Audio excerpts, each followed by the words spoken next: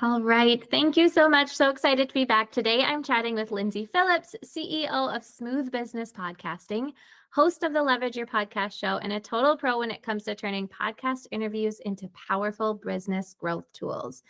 Lyndsay works with online business owners and thought leaders to help them leverage their guest appearances, transforming interviews into high-value content that builds authority, generate leads, and keeps working long after the episode airs.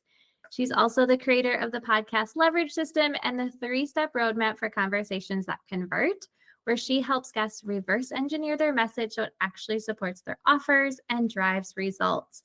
So if you've been showing up on podcasts, but you're not seeing the growth or traction you want, you are going to love this episode. So Lyndsay, I'm so excited to have you on here today and to dive into this conversation. Thank you for being here. Too. Yeah. And of course, you've been on my show. And yeah, I love chatting with you any which way. Yes, I know. And we just connected, but probably a month ago, and we've already I got to talk know. like 3 times, and it's so fun. So Agreed. I am excited. All right. I always love to start with story.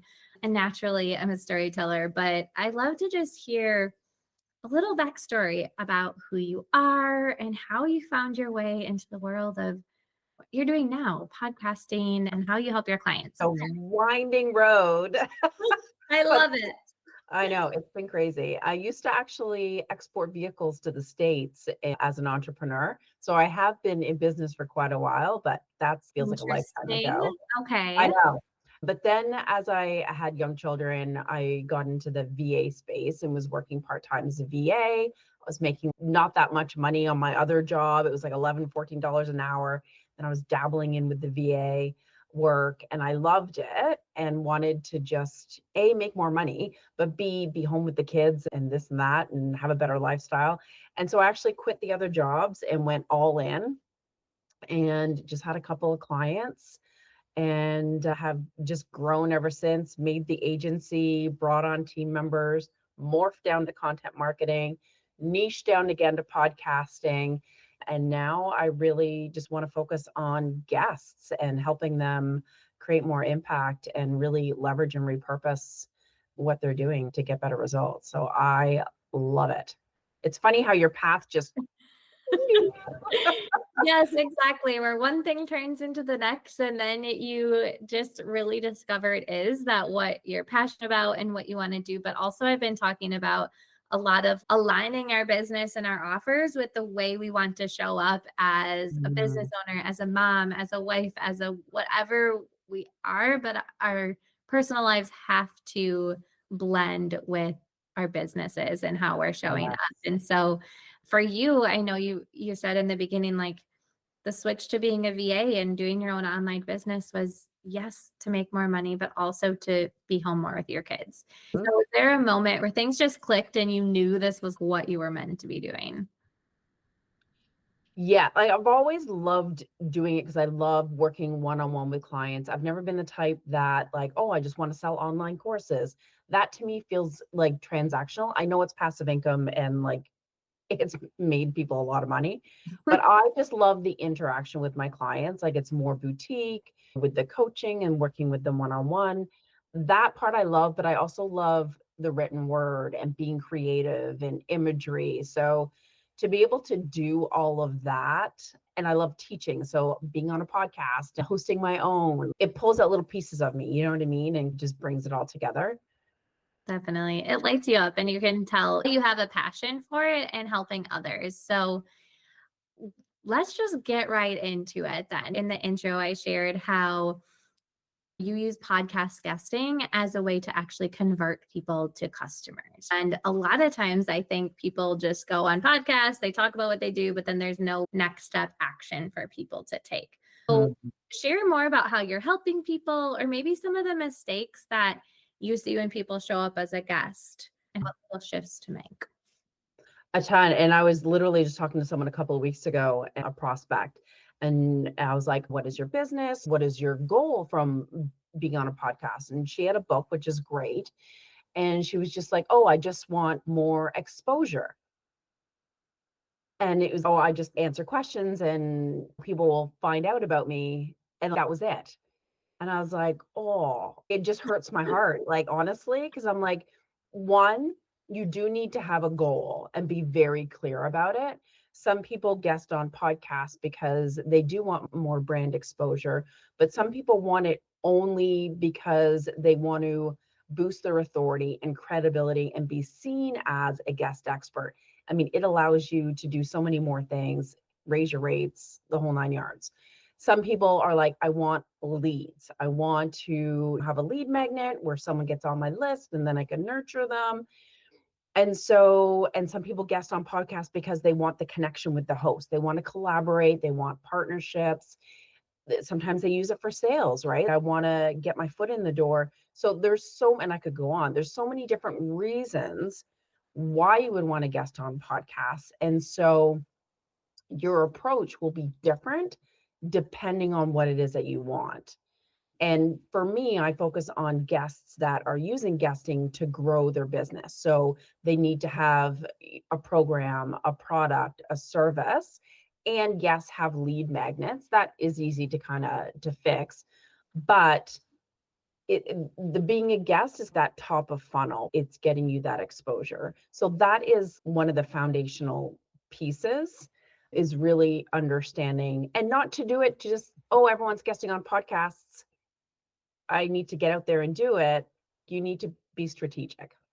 Definitely. And so this kind of came up too as you were saying that part of being strategic is getting on the right podcast, right? Mhm. Depending on what their goal is, they want to get on the podcast because the show host is their ideal client, or maybe their audience is the ideal client. Do you work with your people on that, or what do you suggest for something like what are the shows that they're supposed to be looking? I don't book clients, but I do work with a lot of different podcast booking agencies and partner with them and so forth. But it's really thinking about, what audience do you want to get in front of?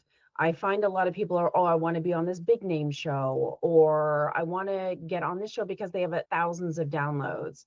The spray and pray method and getting in front of, thousands and thousands of people may not be your ticket. Like for me, if I'm serving podcast guests, I want to be on a show where their audience is also looking to guest on podcasts. And so you have to really think about, who is the host serving? Who are their clients? And that's easy. Just look at their website. And who is their audience? Would they be your target market? Would they be your ideal client? And if they're not, then I don't think it's a good idea to be on that show unless there's some other specific reason. So really think about, who are their clients and who is their audience. Definitely. And I know one thing you and I had talked about is you really help them reverse engineer what they're doing, their message that they're talking about on that specific Yeah. podcast based on their offers. Can you walk us through what that looks like? Absolutely. And this is a huge mistake. I find even the industry, right? Like they're so focused on how to get booked on shows, how to pitch, how to do your one sheet, and then maybe how to promote it and be a good guest, be polite, and all those kinds of things. But it's the conversation that happens that has to be strategic. So a podcast topic may be interesting, but you have to look at it in the perspective of, is this conversation going to be the bridge between the audience's pain, what is relevant to them, and your offers? I could come on a show and talk about email marketing all day long because I've lived it and been in it for many years. I don't have any services that relate to that. So it would be pointless for me from a business perspective to be on podcast talking about email marketing. So you really have to think about your avatar. What are their biggest pain points? What connects from that to, what are your offers? What program do you really want to get them into the most? And then that conversation, like, okay, here's the title, the topic. You want the topic to be super hooky and not generic. I've learned this lesson. So I remember I hired a podcast booking agency, And I think my topic was at the time content marketing, but it was like, I can't even remember what it was. It was super generic, like the 411 on content marketing, or how to use content marketing in your business to grow. How boring can you be? And it doesn't help guide the host on what to ask because it's so generic.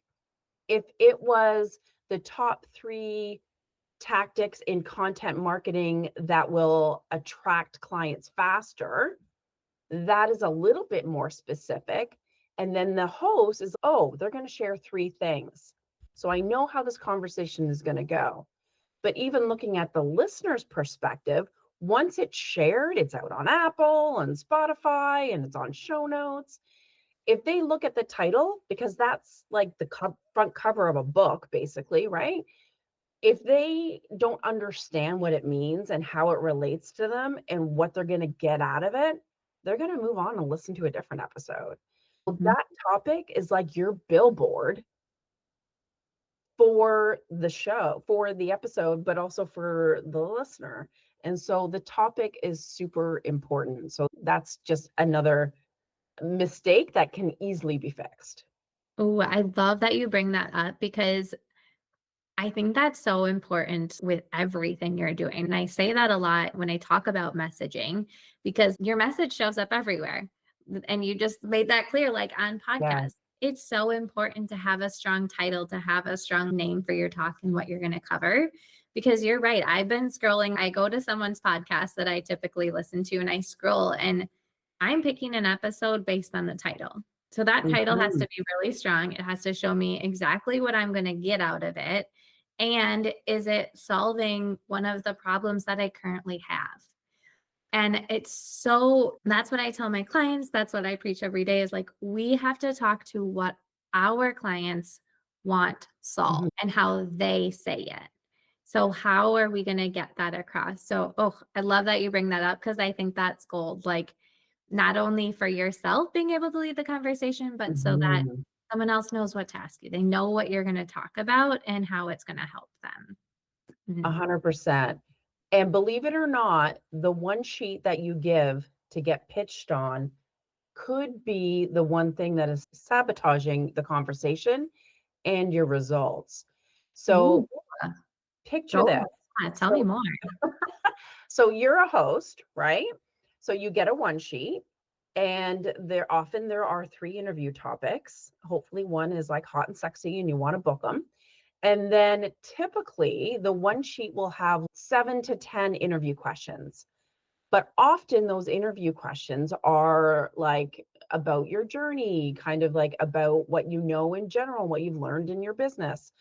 And maybe there's 2 questions that relate to one of the topics, and then 2 questions that relate to the second topic, and so on. So it's a mishmash. So what Mm, happens is the host, by default, they don't know what your expertise is. They don't know what you really want to talk about. So they take that and run with it. And I've seen this with my clients years ago, creating their reels. And I'm like, I'm having a hard time pulling out little nuggets.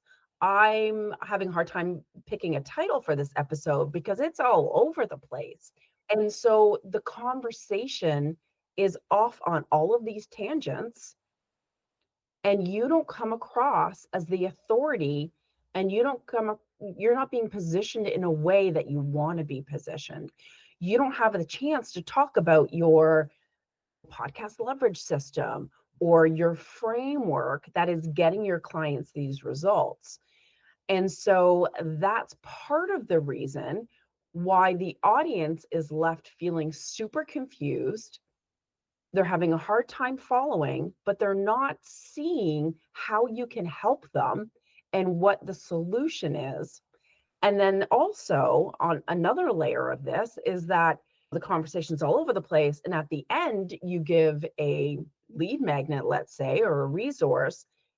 They're not understanding the reason why they need to grab that resource because the conversation hasn't led them to that. yes, And so powerful. so that's why my one sheet is not one sheet, it's 2 sheets. I was just going to say, can you share some tips of maybe how they can put together a one sheet that actually makes Yeah. sense and leads the conversation? And it's okay if you have that one sheet. I'm not saying it's the worst thing, but not all hosts will ask you, what questions do you want me to ask in the episode? Don't be afraid to give that to them. Hey, here's the topic that we chose. Fantastic. Here are some questions that you can use so that we totally give a ton of value to your audience. Take that control back. So, what I have my clients do when we work in the podcast conversations that convert is that not only do we reverse engineer, of course, the pain with the avatar in your offers, but once you've got the topic, really think strategically about what those interview questions are and have them be punchy versus, oh, what are the three mistakes? No, what are the three mistakes that are costing you leads when you're guesting on podcasts? Because then the host knows, oh, damn, like that's going to give me some juicy nuggets.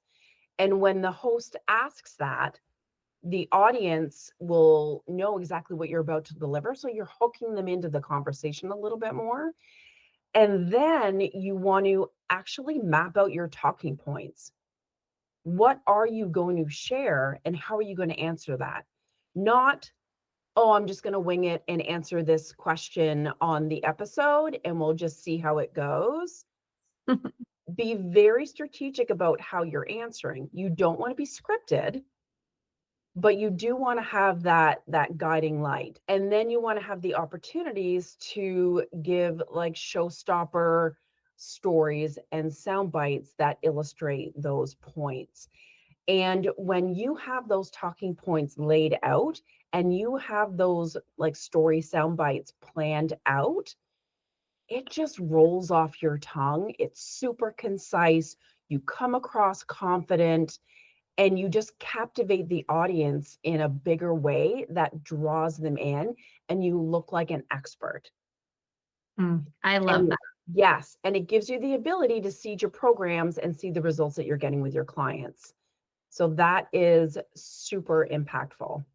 Yes. And I was laughing because I'm like, okay, I'm thinking in my head, like, one, I could either be like the worst podcast host or the best because I'm like, sometimes I don't even look at the questions and I look at the questions, but Yeah, I make my own form of them because as a copywriter, I get like sometimes so in my head, like, okay, we need to make sure this actually sounds like a good right. question and is natural and something they want to hear. But I love what you're saying of if you can provide the host like me those questions, I'm not having to take all the time to do it before or worse, looking at something that maybe doesn't even make sense. So that is huge. I love that tip. And then having the talking points in front of you is huge. And like you said, you don't want to sound scripted and you're reading from it. But I know Yeah. for me, even though I know what I'm talking about, it's helpful to have something in front of me in case I get off track or it makes the conversation so much more powerful. So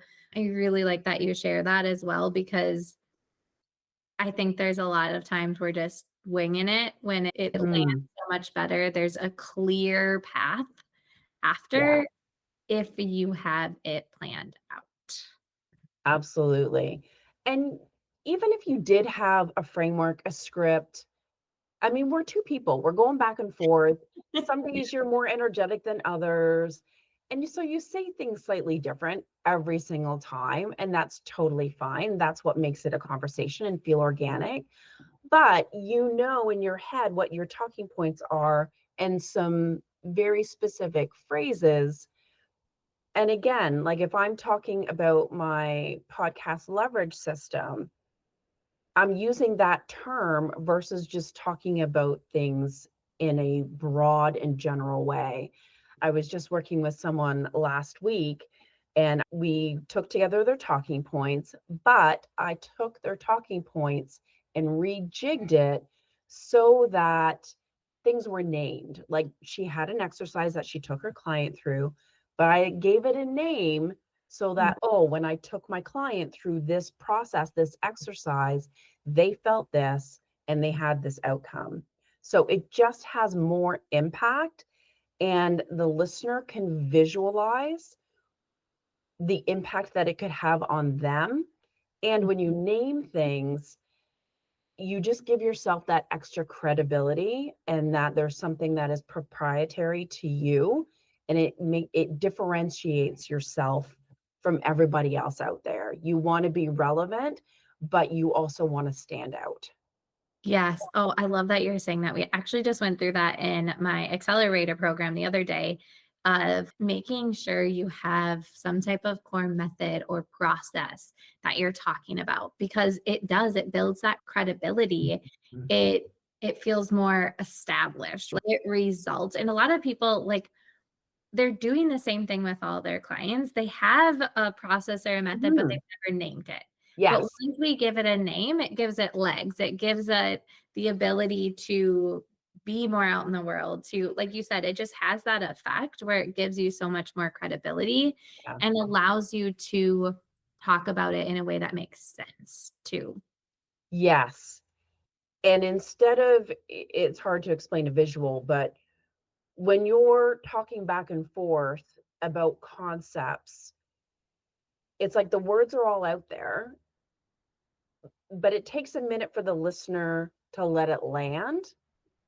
But when you say, oh, I have this process, here's how it goes, here's the results, it's almost like the person can compartmentalize that chunk of information, and it's easier for them to sort it through their mind. Yes, I don't know if that makes sense or I'm saying it the right way, but it, 100%. you become more memorable. They Mhm. remember what you say and they can process it differently. And another thing with that too is it allows you to stand out maybe from all of the other people out there that are doing something similar to you. Mhm. It shows you why what you're doing is a little bit different, better, faster than what they've done or tried before. And Yes. so I think having that core process or method, it just helps you stand out and gives you that kind of leg up too. Yeah, Um, absolutely.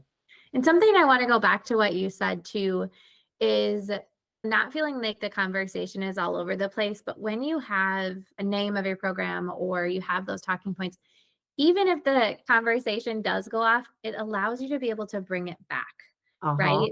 And I think that is really important too, because then you can, I know I've been on an interview like this before where we like totally went off and it's okay, let's tone it back in because then it made me start feeling like, oh no, are we really talking about what we came on here to talk about? And then you get inside your head and all the things. So do you see that happening a lot too? 100%. So if you, in the beginning of a conversation, say, oh, there are 5 mistakes that come up time and time again. And then you, even just saying that one sentence, and then, you get into one of the mistakes, you get into maybe the second mistakes, but they're going to remember that you said there were 5 mistakes. And people do not like open loops. So they Mm, naturally will circle back and say, oh, I remember you said there were 5 mistakes. What are the other two? So that way you're keeping that conversation in, but you can even refer back. Oh, I just want to take a step back a minute because we only covered two of the mistakes. There are actually three, and I want to make sure your audience is aware of all of them. Do you mind if I mention the other three? So there are ways that you can bring that back because it shows that you want to deliver value to the audience, but you also have that reference point to be able to pull it back. So again, there's some of those language tricks that you can use to help guide that conversation and keep it on track. I love that. That is really helpful. And so another thing we talked about was they show up on the podcast, right? You're helping them through their message, making sure we have all those right talking points that are pulling the people in. But then after the interview, we want to make sure that it lives on, Yeah. that it's driving that visibility you're talking about. It's pulling in the leads, it's making those conversions. So, what do you often recommend to your clients or people that you work with to, if it's something they're guesting on, like how can they make sure that interview isn't just there and gone, right? Oh, did Right. that, check it off my list. Now we have to share it everywhere. I think the first step, Haley, is really looking at your mindset on guesting. I Mm. find a lot of guests rely on the host to do all the heavy lifting. Oh, I'm showing up on their show. Their audience is going to hear me and naturally want to call me, blah, blah, blah. Or they rely on the host. They're going to share it with all of their channels, their email list, their social. I'm good. But not every host knows how to market or Mm. market well. And I'll give you a couple of examples. So I've guested on a lot of shows over the years. And I remember being on a show, it went live, fantastic. They had a show page, great, but the title was so vague and it was a play on my business name. So it was like, I don't know, how to smooth sail your content marketing, super generic, the title that they had. They didn't even have bullets or timestamps on what I covered on the episode. It was my bio and 2 sentences. And so to me, I'm like, oh, like the audience is going to have no idea what the show is about.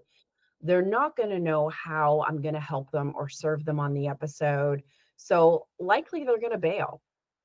And if that's all that's being put out into the world for that episode, like I'm hooped. So you can take the control back. I always ask for the video from the host to say, I would love to create reels for you and get you more exposure. What host is going to say no? I would hope. But you can create your own title. You can tweak the title. It's okay. You can create your own image so that it's your branding. You can create your own show notes because, of course, when you've got the video or the audio, you can get your own transcripts and so forth. Create your own blog post Mm. on your website with all of those assets, embed the video and so forth. Because what happens is when someone's going to your website, and same with if they're looking at you to book you on their show, and they see there's a bunch of blog posts on your website where you're a guest here, a guest there, they're naturally going to see you in a different light. They're going to see you in action. So you're going to land more opportunities. But also, when your prospects are going on your website, they're going to see what your expertise is about, your body of work, how you're going to help them, and get a feel for you, right? With video, people, you read people. And so you can create these assets for yourself and not rely on the host. So that is super crucial. And then you can create your own reels, your carousels, your quotes, email to your list, LinkedIn article. If you have the video and the host is fine with it, you can put it up in your own YouTube channel. Always reference back to the host and say that, that you were featured on this podcast. You always want to give props and exposure to the podcast itself. But again, you can take that control back and promote it and position yourself how you want to be positioned. I think that's so just gold, right? Because the more that, just talking about this too, the more that people can see us, hear us, experience us, the more likely it is that they're going to say yes to work with us. Mhm. They feel that connection and that pull. And especially now in the time of AI, and I know I've said this over and over again, but I think it's so important is we have to show up in a real, authentic Yeah. way. They have to be able to experience us because Yeah. most of the time, especially if you're a coach or you're working one-on-one with people or you're showing up to serve them, a lot of times they're buying the experience of working with you. Like they connect with you because there might be a million other people doing exactly what you're doing, but it's how you're positioning the outcome of what they're going to get, and it's you, Yeah. right? Like, 100%. It's all relationships. It's all, yeah. and so the more that you can just take control and share it, post it on your website, on a blog, on Mhm. share it everywhere because it's not just getting exposure, it's building your credibility. And I Yeah. think that's so, so, so important. And just building that trust because especially in the world we're in today, like trust is big. And yeah, there's just a lot of things happening that may lead people to not trust as much, which is Absolutely. no, there's we could go on a tangent about that, but we're not going Mhm. to. We'll keep it in line. But I love that you shared that because I do think it is very important. Yeah, and don't be afraid to use it for your own gains because really, when you think about it, the host is sharing it, right? But they're pushing all the traffic to their iTunes, their own show page. But when you take that control back, you can push the traffic back to your own website. But you can even use the reels, create a carousel, but have it push to a lead magnet or have it talk about how you help your clients. And hey, if this sounds good, shoot me a DM or put this word in the comments and we'll hop on a call. So you can use that content to drive traffic and get more leads and clients. 100%. And I think just shifting from what we're talking about, we have the what we're doing when we're on it, what comes next, but also I really like to dig into kind of how we talk about building our business around our strengths and aligning with how we want to show up, kind of what we talked about in the beginning. But I think this goes back to the way that people are showing up on podcasts, they're guesting. What do you have a mindset that you help people with? Or is there a shift that like maybe helped you grow while staying true to who you are? I'm sorry, that was kind of all over the place, but I know does what you're getting at though. it I hear you. Because this is hitting home for me. I find in the past couple of, I guess the past 6 months really, I'm kind of, how do I put this? Not listening to so much to what's going on in the marketplace, how I should market my business, what launches I should do. And I'm leaning more into, okay, for lack of better terms, what are my superpowers? Like, why do my clients hire me? Why do they like me? What is so different about me and my innate talents? And what am I bringing to the table that my clients love? And so, really looking at what is inside of you versus what do I do? I like that. And when I was at this soul leadership event in February, and that really hit home. And it was like all these people that were there, they were all very purpose driven.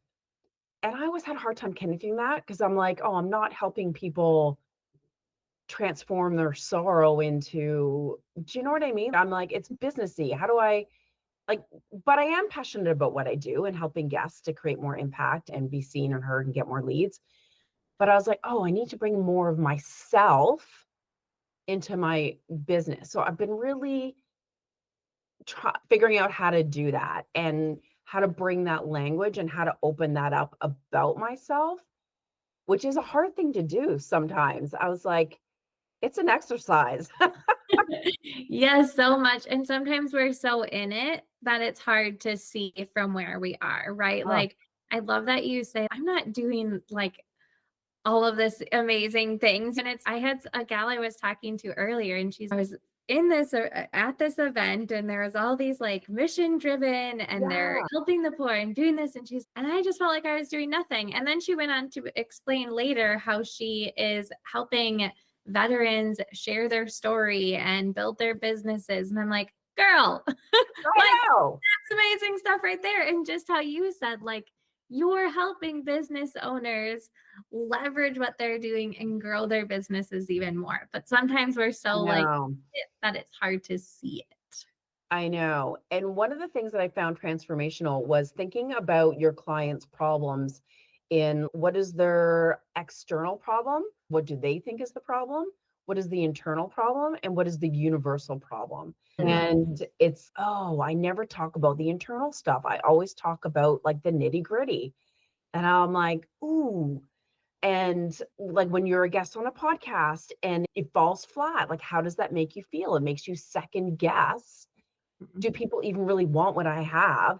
My message isn't important. Now I'm going to change this. I'm going to change that. You lose your confidence and your drive, maybe even for what it is that you're passionate about, because you start second guessing yourself.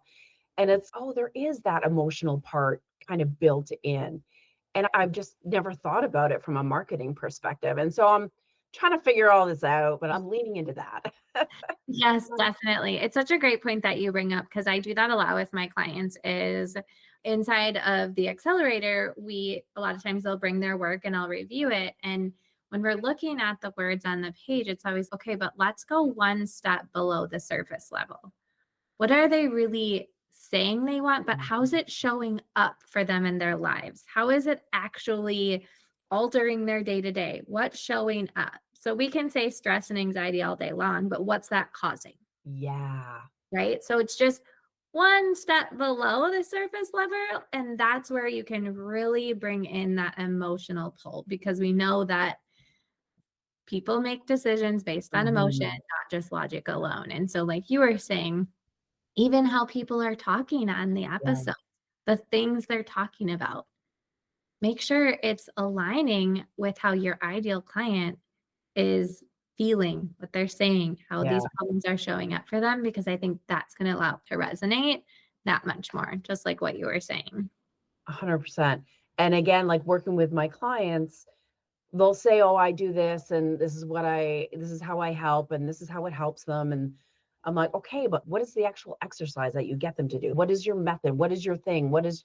Explain to me more instead of these general terms."